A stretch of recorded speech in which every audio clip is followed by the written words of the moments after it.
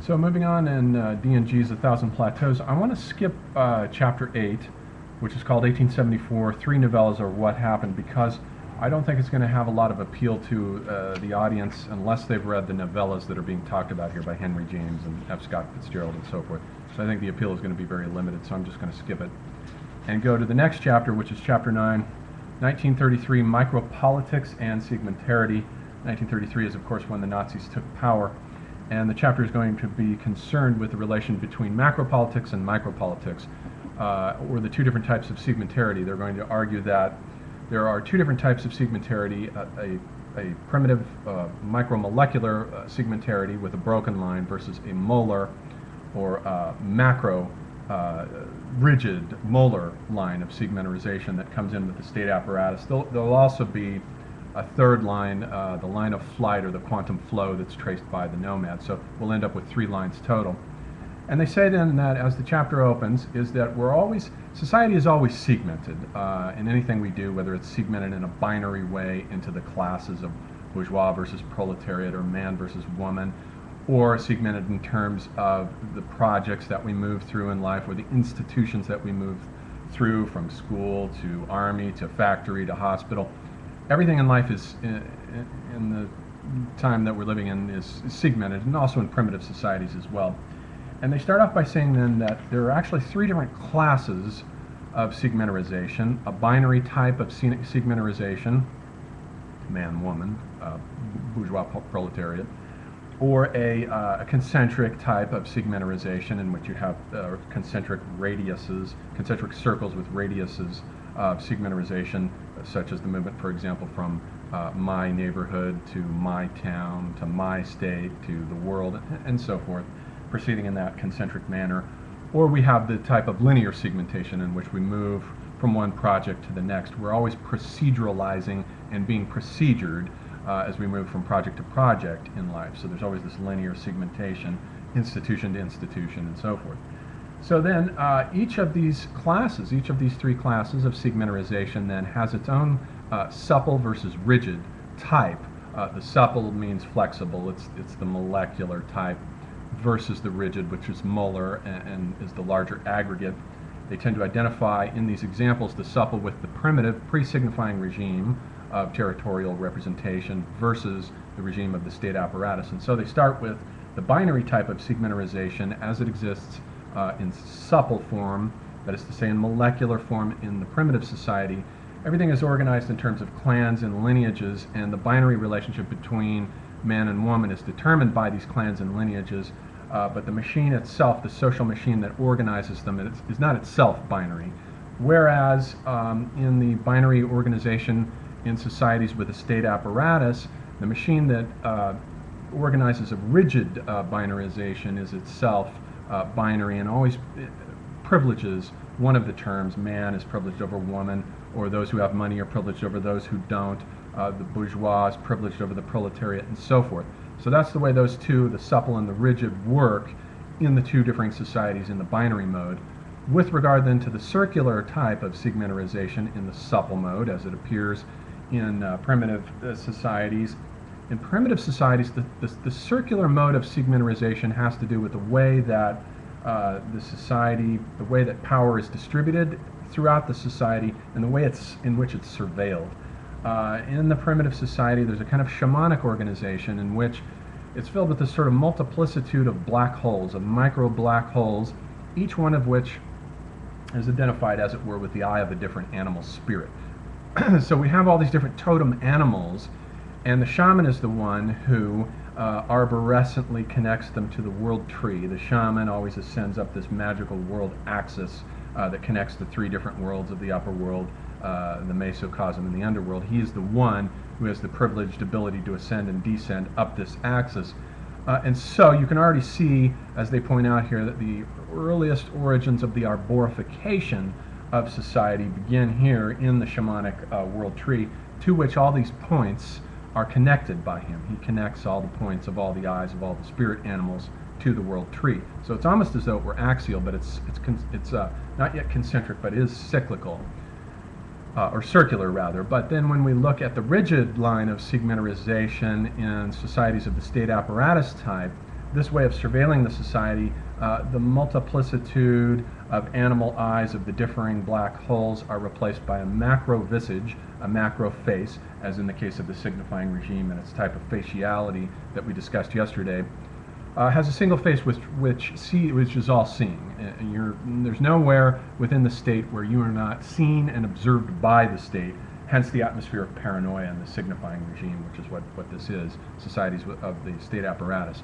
So you have this central face, and the eye of the despot is all seeing. You cannot escape it. Then of the type of linear segmentarity, they only give a rigid but not a supple example of this. For linear segmentarity, what they're talking about is the way in which the society striates its space. For linear segmentarization in the Roman Empire, we have the organization. Boundaries are always drawn everywhere. The limes are a boundary. Everything is organized in terms of a center with a state and a periphery to which the state gradually overcodes and striates the space all throughout the society. So this is the model of linear segmentarization. Now this all sounds very abstract, but they're leading up to a point here, which is to say then that there are going to be two different types of politics, a micropolitics and a macropolitics. And the micropolitics has to do with, it comes out of the molecular line of segmentation. The macropolitics comes out of the molar aggregate line. We're always bound to, in societies with a central state apparatus, we're always bound to a molar organization of one type or another. And they give the example about, well, they say consider perception. We normally perceive in terms of molar aggregates of perception, but they're always undermined by these molecular micropolitics, these little molecular subliminal perceptions that are constantly filtering up out of the unconscious and seeding and interacting with our molar aggregates of perceptions and changing them, sometimes undermining them, destabilizing them, and changing and transforming them. Likewise, they give the example, they say that Kafka is the great theorist of the analysis of the molar line, the rigid line of the molar aggregate of bureaucracy. And he says that what Kafka is so brilliant at in his novels, and this is particularly true in The Trial, is he talks about and analyzes the little micropolitics of all the different officials who are displaced from their offices. And they're constantly moving about through this great bureaucratic labyrinth, this labyrinthian machine, and they're always in displaced positions, and they sort of, through this micropolitical process from below, as it were, they're constantly eroding and effacing the boundaries between the different offices in the bureaucratic regime, or machine rather. And then they also give the example of, they say, take fascism. Fascism worked so well with the Nazis, they say, precisely because it was preceded in its formation by a vast micropolitics. There were micro-fascisms everywhere, all over the countryside, before the Nazi state apparatus consolidated itself. We had the micro-fascism of the peasant, of the farmer, of the merchant, the micro-fascism of the youth league, the micro-fascism of the neighbor. Everywhere there were all these little micro-fascisms. And then you got the fascist state when the Nazis overlaid a stratum of the war machine on top of this and created that type of totalitarian state apparatus known as fascism, which they say rather differs from the type of totalitarian state of Stalinism, because the Stalinism is more fluid but also simultaneously more insistent upon overcoding the state and preventing micropolitical lines of flight from escaping its overcoding. So these are the differences between those two. And so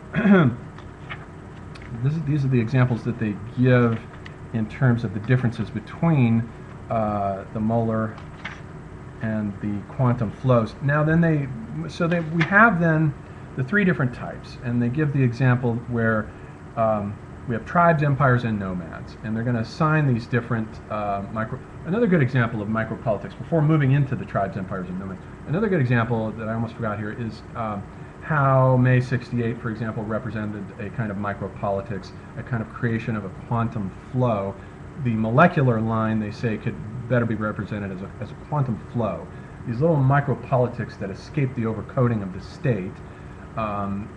Each one of these lines of these three different types of lines has its own abstract machine that small micropolitical organizations are always trying to escape, and also to infiltrate in between the gaps in the segments and to change the system or to escape it and draw new lines of flight with new mutations that produce new kinds of micropolitical formations. May 68 was an example of that, or Occupy Wall Street is an example of micropolitics in opposition to the molar aggregate of empire, the World Trade Organization's empire, and so forth and so on. So we have, with regard to these three social formations, two of them are stateless. The primitive social formation is stateless, and the nomadic social formation is also a stateless social formation, one that's very mobile, horizontally though. And the state apparatus itself, that type of social formation, and each one is governed by its own abstract machine. The abstract machine of the primitive is coding, simply the coding over the full body of the earth, as it were, through the process of the formation of clans and lineages, which provide the broken line of segmentarization that's specifically designed to prevent the formation of a state apparatus. They deny that the primitive ever evolves into societies of the state apparatus type. Then we have the abstract machine for societies with a state apparatus is that of overcoding. And so the abstract machine of the state apparatus is always trying to use the state's power as a machinic assemblage to effectuate its overcoding by capturing all the flows, capturing them and preventing any of the quantum flows from tracing out lines of flight and escaping. It's always trying to prevent escapes. But there are always escapes. There are always ethnic groups that object to the larger molar organization. The Basques who want separatism. The Canadians in Quebec want to be separate from the larger molar organism. So there are always these political groups that are trying to trace lines of flight to get out of the overcoding of the state apparatus. Then the abstract machine for the nomadic line of flight, which is the line of flight is that of mutation or deterritorialization, decoding the flows. The nomads are always deterritorializing by moving into these new areas and changing them. So those are the three types, and they give an example of this. They rarely give concrete examples, and I think one of the criticisms that can be directed against them in this book is that it tends to be very abstract, and they don't give enough concrete examples from the real world. But in this case, they give one where they say that consider the Roman Empire in the time of the barbarians, where the Huns knocked into the Ostrogoths and the Ostrogoths into the Visigoths, and then the Visigoths went crashing into the Limes and sent the whole thing hurling pell-mell into chaos. What we have there is the rigid molar line that is represented by the macropolitics of the Roman Empire with its boundaries, its obsession with limes and boundaries everywhere. Then the Huns represent the nomadic lines of flight as they come crashing in. They are the nomadic war machine that comes in out of the steppe. The barbarians are the primitive tribal regime in between them that are crashed into, which represent the primitive line of segmentarization, which is fluid and is constantly changing. Some of the Visigoths might be taken up into the Roman army as mercenaries. Some of the Visigoths might go off and found their own state, as they did. The Vandals might go off and re-territorialize North Africa, which they did. The Ostrogoths are absorbed by the Huns.